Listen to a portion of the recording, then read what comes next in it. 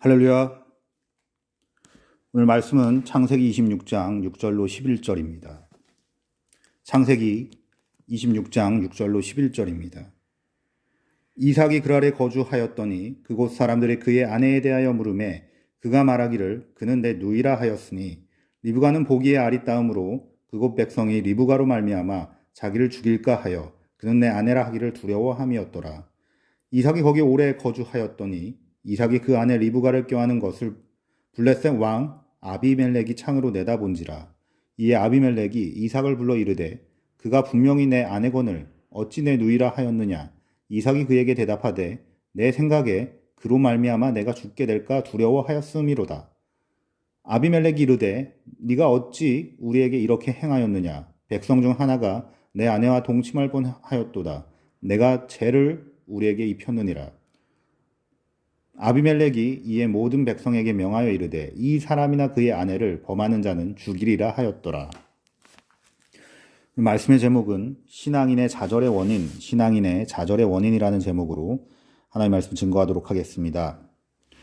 성도는 이 세상에 거하지만 이 세상에 속하지 않는 하나님의 백성입니다. 하나님의 말씀을 늘 마음에 새기고 그 말씀의 인도하심을 받는 빛의 자녀가 곧 성도라는 것입니다. 하지만 어둠의 권세 잡은 자 곧 사탄은 하나님의 대적자로서 할 수만 있으면 온갖 수단과 계계를 사용하여 하나님께서 택하신 백성을 현혹합니다. 사탄이 즐겨 사용하는 전술 중 하나가 빛의 자녀를 우는 사자와 같이 삼켜버리고 하나님께로부터 멀어지게 하는 것입니다.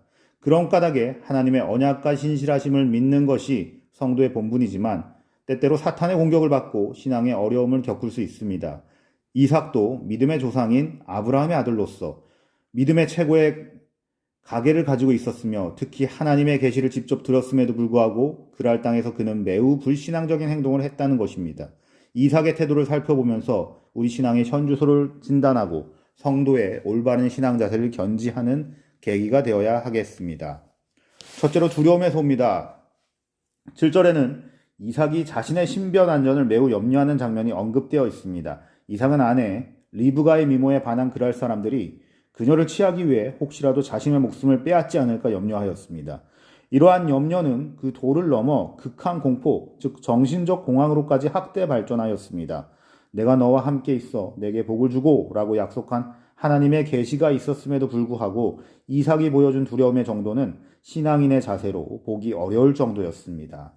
마치 선지자 엘리야가 바알의 선지자 450인가 아세라의 선지자 400인을 하나님의 권능으로 갈멜산에서 물리친 직후에 복수를 다짐하는 이세벨로부터 자신의 생명을 구하기 위해 도망친 사건을 연상시킵니다.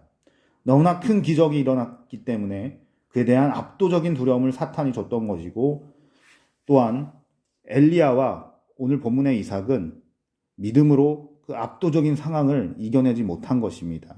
그러자 정신적인 공황 장애까지 오게 된 것이죠. 믿음이 어떠한 그 공황 장애까지 이겨내야 된다는 것이 우리의 신앙인 것입니다. 어떻게 이처럼 하나님의 성도가 나약한 인간의 모습으로 전략할 수 있었을까요? 기도가 없으면 그렇습니다. 예배가 없으면 그렇습니다. 하나님에 대한 믿음과 하나님의 은혜와 회개가 없으면 그렇다는 것입니다. 또한 전능자 하나님을 보지 못하고 사람만을 바라볼 때, 우상 삼을 때 그런 일이 생긴다는 것입니다. 사람과 자신이 처한 환경만을 바라보면 그것은 점점 더 넘을 수 없는 거대한 올무로 다가와 우리를 실족해 한다는 것이죠. 성도가 하나님을 크게 바라보면 볼수록 인간과 환경이라는 요소는 그것에 비례해 점점 작아지게 됩니다. 반대로 하나님을 작게 바라볼수록 인간과 환경의 요소는 점점 커져 성도를 올무에 걸리게 한다는 것입니다. 너는 어떠한 자이기에 죽을 사람을 두려워하여 풀같이 될 인자를 두려워하느냐. 이사야서 51장 12절 말씀은 인간과 환경에 대해 두려워 떠는 우리 하나님의 백성들을 잠에서 깨우는 하나님의 음성입니다. 여호와를 의지하는 자에게는 안전이 보장되어 있다는 사실을 기억해야 될 것입니다. 인간의 생사화복을 주관하시는 하나님을 두려워하는 것이 성도의 본분입니다. 세상의 두려움이 찾아올 때 하나님께 기도해야 됩니다. 하나님께 나아가야 됩니다. 하나님께 엎드려야 됩니다. 그러면 그분께서 기도자의 음성을 듣고 문제를 직접 해결해 주실 것입니다. 두 번째는 영적인 해이에서 이와 같은 신앙의 좌절이 온다는 것입니다. 창세기 1장 24절에는 이삭이 하나님께 기도하고 예배를 하였다는 내용이 전혀 등장하지 않습니다. 이삭이 그랄 땅에 거하면서 느낀 죽음의 공포와 그랄 주민들과의 마찰 등 많은 어려움을 겪으면서 계시를 통한 하나님의 위로와 격려와 약속을 보장받았지만 이삭 편에서 하나님의 도우심을 먼저 간구하며 감사하였다는 내용은 전혀 찾아볼 수가 없습니다. 급기야는 세상적인 안정과 방법만을 추구하다가 이방 사람의 아비멜렉에게까지 책망을 받는 사태에 이르게 되었습니다. 25절에 가서야 비로소 이삭이 정식으로 단을 쌓고 여호와의 이름을 불렀다는 내용이 처음으로 등장한다는 것이죠. 이와 같은 상황에서 인간 이삭이 영적 좌절을 한다는 것은 이미 예견되어 있다고 볼 수 있습니다. 우리 신앙인들이 하나님께 나아감이 없고 예배와 기도가 없으면 당연히 영적으로 하나님과 단절되게 되고 사탄은 그 틈을 타서 영적인 단절과 좌절을 일으키고 하나님의 백성을 사탄의 백성으로 만들기 위해서 먼저 구원과 모든 상황을 끊을 수도 있다라는 거예요. 하나님께서는 성도들의 기도를 원하시며 그 기도에 응답하실 준비가 늘 되어 있다는 것이죠. 뿐만 아니라 환난 때 성도들의 부르짖음을 듣고 환난에서 구원하시며 영화롭게 하실 것을 약속하셨습니다. 성도는 환난 중에 구원하시는 하나님의 신실하신 약속을 굳게 믿고 오히려 그 환난을 통하여서 하나님의 구원하심을 느낄 수 있었으며 그로 인해 환난을 기뻐할 수 있습니다. 구구절절히 하나님의 도우심과 성도의 평화를 노래한 시편 대부분이 인간적인 시각에서 볼 때 다윗이 가장 어렵고 힘들 때 쓰여졌다는 사실은 시사하는 바가 크다는 것이죠. 그러므로 생활 속에서 하나님을 향해 무릎 꿇고 부르짖는 시간이 없다는 사실은 하나님을 잊어버리기 시작했음을 의미하고 이는 곧 영적인 해이와 영적 위기로 다가올 수 있음을 성도는 늘 유념해야 할 것입니다. 마지막 세 번째, 신앙인의 좌절의 원인 세 번째는 도덕적 타락에서 온다는 것이죠. 영적으로 하나님을 의지하지 않게 되면 하나님을 망각하게 되고 따라서 하나님께서는 더 이상 경외의 대상이 되지 않게 됩니다. 이는 영적 위기라고 할 수 있습니다. 그와 비례해 세상은 점점 더 크게 다가오고 세상만을 의식하게 되며 자신의 안정과 영광을 위해 세상과 타협하게 되는 상황이 찾아옵니다. 급기야는 거짓된 말과 행동을 해도 전혀 양심의 가책을 느끼지 못하게 되는 도덕적 타락이 찾아오게 된다는 것입니다. 바로 이런 상황이 7절에서 9절에 나타난 이삭의 모습입니다. 어떻게 자신의 목숨을 구하고자 아내를 누이라고 속일 수가 있었겠습니까? 이삭의 의도대로 그 작전대로 성공했다 가정해도 리브가에게 어떤 애가 온다면 남편으로서 그 책임을 어떻게 감당하려고 하는 것일까요? 이런 이삭의 행동은 무책임할 뿐만 아니라 하나님의 말씀을 순종하여서 준행하는 성도의 모습이라 할 수 없는 것입니다. 결국 이 거짓된 행동은 잠시 성공한 듯 했지만 곧 아비멜렉에게 발각돼서 성도가 불신자에게 비난과 책망을 받는 상황이 전개되었습니다. 오늘날 자신의 이익과 명예를 위해서 불신자들과 마찬가지로 온갖 세상의 불법과 탈법을 행하다가 세상의 법에 심판을 받는 그리스도인들이 있습니다.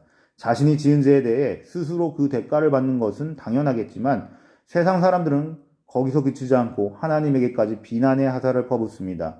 이같이 하나님을 욕되게 만드는 그리스도인들이야말로 본문의 이삭과 별반 다르지 않습니다. 성도는 왕같은 제사장들이요 거룩한 나라요 그의 소유된 백성이기에 세상적인 위선과 거짓은 전혀 타협의 대상이 될 수 없다는 것입니다.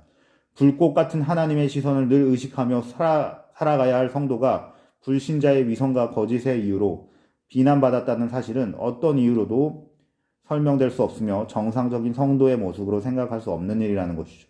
그러나 다행히 본문 이후에 이삭은 점차 성숙한 성도의 모습을 보여주고 있습니다. 과거의 두려움의 대상이었던 불신자들과의 관계도 개선되어 책망을 받았던 초기 나약한 성도의 모습에서 당당하게 하나님의 백성으로 그 자리를 차지하고 더 나아가 오히려 불신자들에게 두려움의 대상이 되는 위치로 발전하였습니다.